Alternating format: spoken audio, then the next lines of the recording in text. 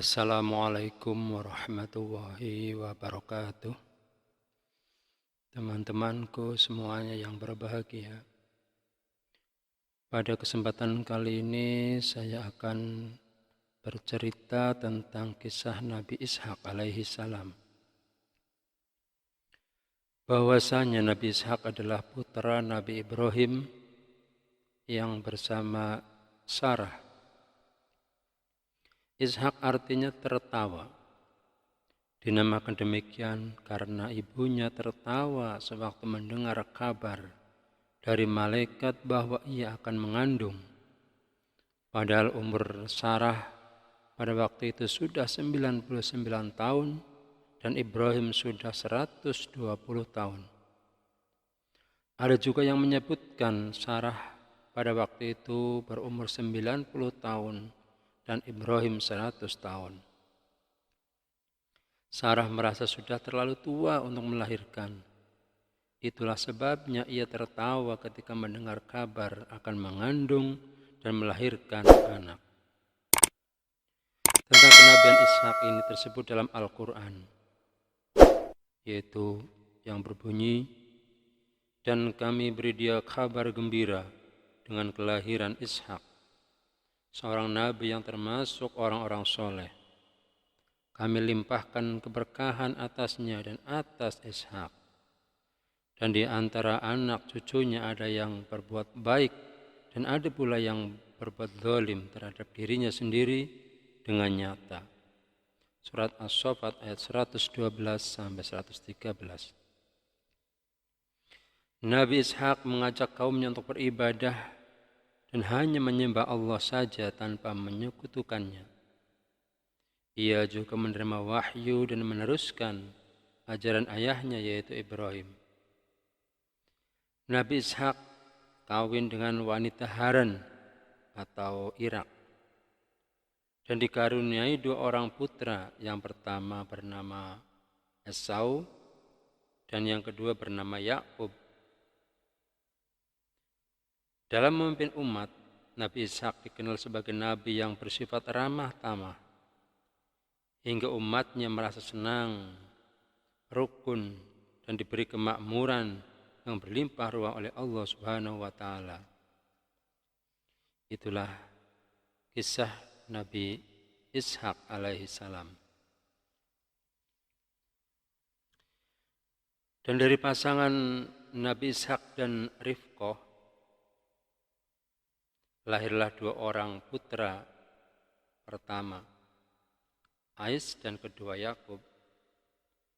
Ais sangat disayangi ayahnya, sedang Yakub disayangi ibunya.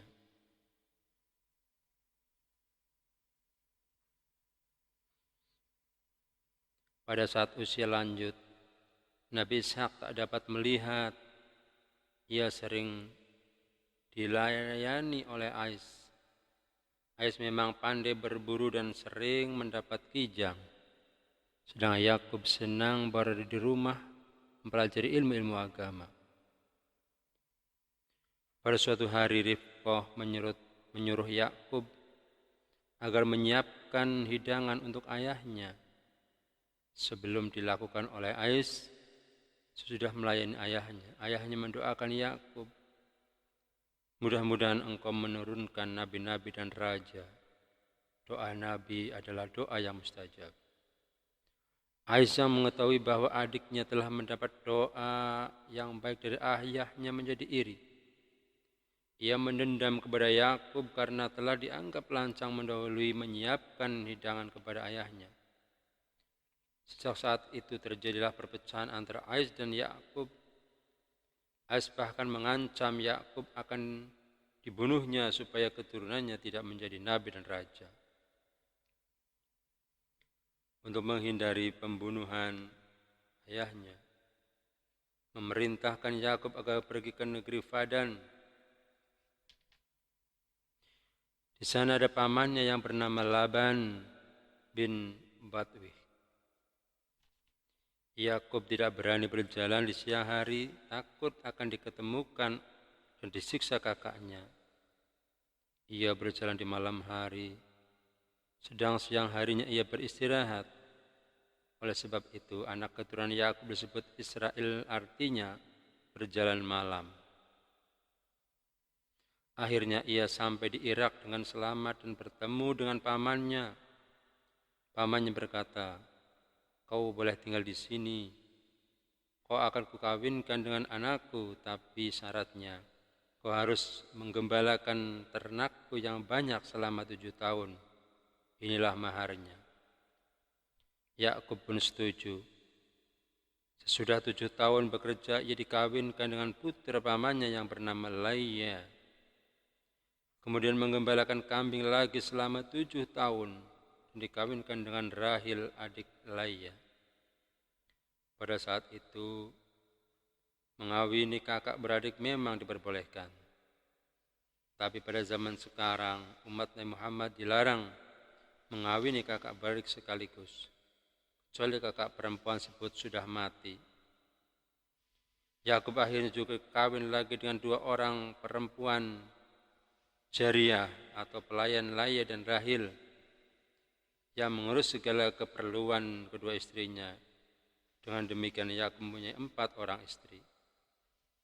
Dan istri-istrinya itu ia dikaruniai 12 orang anak. Dari istri bernama Laia, yaitu mempunyai anak 1 Raubin, 2 Sam'un, 3 Lawi, 4 Yahuza, 5 Yazakir, dan 6 Zabulon.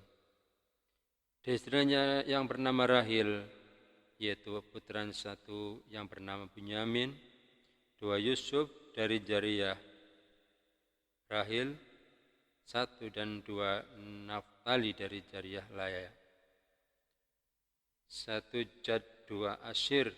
Semua anaknya lahir di Irak kecuali Bunyamin yang lahir di Kanan. Itulah kisah daripada Nabi Ishak dan Nabi Yakub alaihi salam. Demikian, wassalamualaikum warahmatullahi wabarakatuh.